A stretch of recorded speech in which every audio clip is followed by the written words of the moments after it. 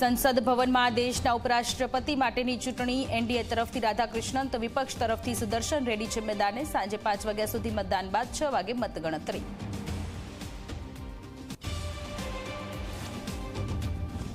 રાજકોટમાં સતત વકરતો ભાજપનો આંતરિક જૂથવાદ। રામ મોકરિયાએ દિલ્હીમાં સાંસદો સાથેનો ફોટો ટ્વીટ કરીને લખ્યું, હાથી ચાલે બજાર, કુત્તે ભોકે હજાર।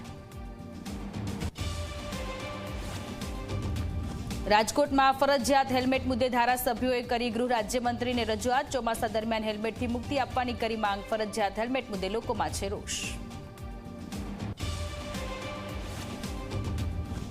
રાજકોટની સૌરાષ્ટ્ર યુનિવર્સિટીમાં કોંગ્રેસનો વિરોધ। શિક્ષણના ખાનગીકરણના આક્ષેપ સાથે એનએસયુઆઈનું હલ્લાબોલ। પોલીસ અને એનએસયુઆઈ કાર્યકરો વચ્ચે ઘર્ષણના સર્જાયા દ્રશ્ય।